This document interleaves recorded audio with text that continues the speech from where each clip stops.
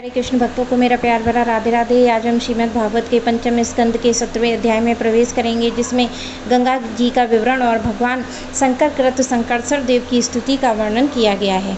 श्री सुखदेव जी कहते हैं, राजन, जब राजा बलि की यज्ञशाला में साक्षात यज्ञ मूर्ति भगवान विष्णु ने त्रिलोकी को नापने के लिए अपना पैर फैलाया, तब उनके बाएं अंगूठे के नख से ब्रह्मांड कटाह का ऊपर का भाग फट गया और उस छिद्र से होकर जो ब्रह्मांड से बाहर की जल की धारा आई, वह उस चरण कमल को धोने से उसमें लगी हुई केसर के मिलने से लाल हो गई। उस निर्मल धारा का स्पर्श होते ही संसार के सारे पाप नष्ट हो जाते हैं, किंतु वह सर्वथा निर्मल ही रहती है। पहले किसी और नाम से ना पुकार कर उसे भगवतपदी ही कहते हैं। वह धारा 1000 युग बीतने पर स्वर्ग के शिरोभाग से स्थित ध्रुवलोक में उतरी, जिसे विष्णुपद भी कहते हैं। वीरवत परीक्षित, उस ध्रुवलोक में उत्तानपाद के पुत्र परम भागवत ध्रुव जी रहते हैं।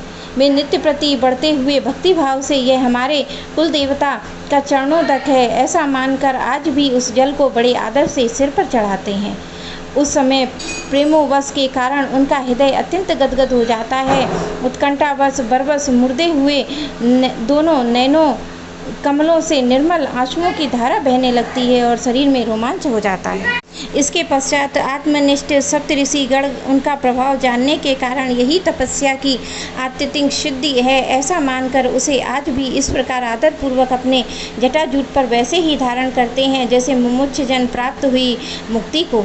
यूँ बड़े ही निष्काम हैं। सर्वात्मा वासुदेव की निश्चल भक्ति को ही अपना परम धन मानकर इन्होंने अन्य सभी कामनाओं को त्याग दिया, यहाँ तक कि आत्मज्ञान को भी ये उनके सामने कोई चीज़ नहीं समझते हैं। वहाँ से गंगा जी करोड़ों विमानों से घिरे हुए आकाश में होकर उतरती हैं और चंद्रमंडल को आप्लावित करती मेरु के शिखर पर ब्रह्मपुरी में गिरती हैं।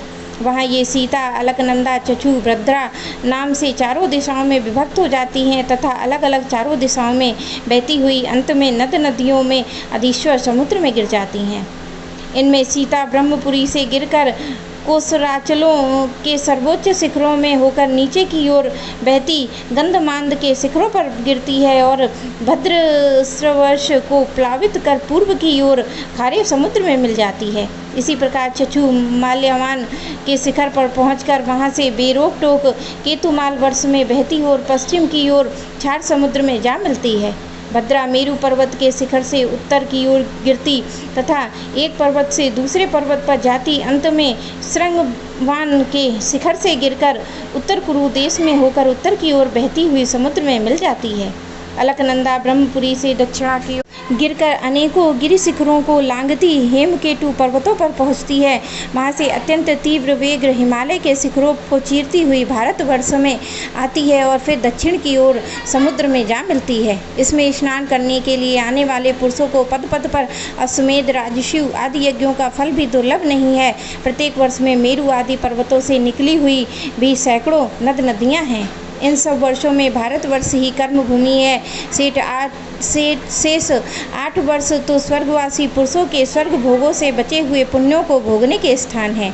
इसलिए इन्हें भूलोक के स्वर्ग भी कहते हैं। वहाँ के देवतुल्य मनुष्यों को मानवीय गणना के अनुसार 10,000 वर्ष की आयु होती है।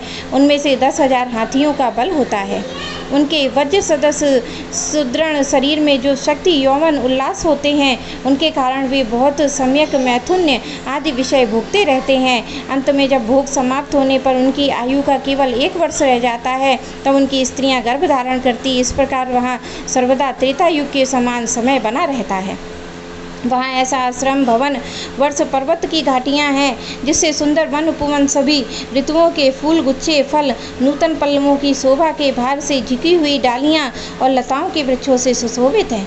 वहाँ निर्मल जल से भरे हुए ऐसे जलाशय भी हैं जिनमें तरह तरह के नूतन कमल खिल रहे हैं और उन कमलों की सुगंध प्रमुदित होकर राजहंस, जलमुर्ग, कारवंड, सारस, चकवा आदि पक्षी में तरह तरह की बोली बोलते तथा विभिन्न जाति के मतवाले भौरे मधुर मधुर गुंजार करते रहते हैं। उन आश्रमों, भवनों, घाटियों तथा जलाशयों में वहाँ के देव ऋषिगण परम सुंदरी देवगणाओं के साथ अनेक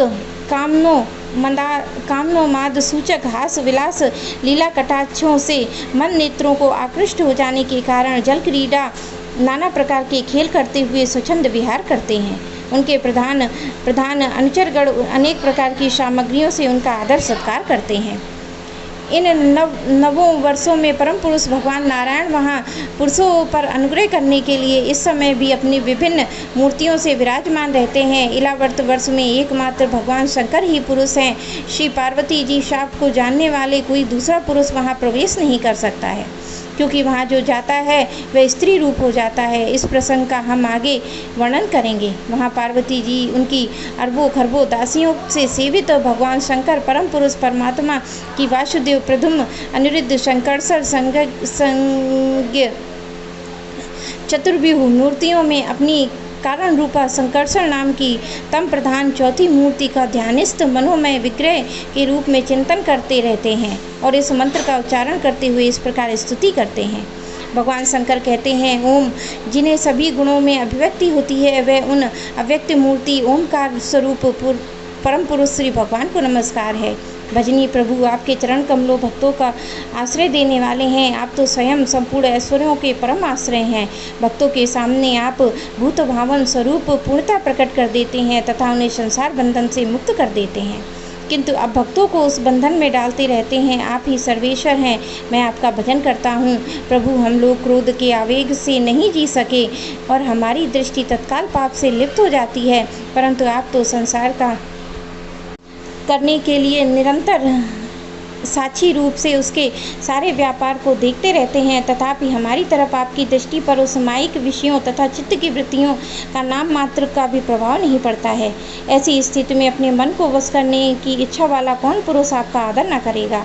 आप जिन पुरुषों को मधु आस्वादी पाने के कारण अरुण नयन मतवाले जान पड़ते हैं, वे माया के वशीभूत होकर ही ऐसा मिथ्या दर्शन करते हैं तथा आपके चरण स्पर्श से चित्त चंचल हो जाने के कारण नाग पत्नियां लज्जावश आपकी पूजा करने में असमर्थ हो जाती हैं। वेद मंत्र आपके जगत की उत्पत्ति स्थिति और लय का कारण बताते हैं, परंतु आप स्वयं ही इन तीनों विकारों से रहित हैं, इसलिए आपको अनंत कहते हैं। आपके सहस्त्र मस्तकों पर यह भूमंडल सरसों के दाने के समान रखा हुआ है।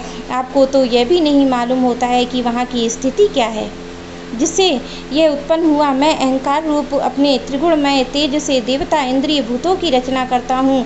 वे विज्ञान के आश्रय भगवान ब्रह्मा जी भी आपके ही महत्व संज्ञक प्रथम गुणमय स्वरूप हैं। महात्मन महत्वत्व अहंकार इंद्राभिमानी देवता इंद्रियाँ पंचभूत आदि हम भी डोरी से बंधे हुए पक्षी के समान आपकी क्रिया शक्ति के वशीभूत होकर आपकी ही कृपा से इस जगत की रचना करते हैं।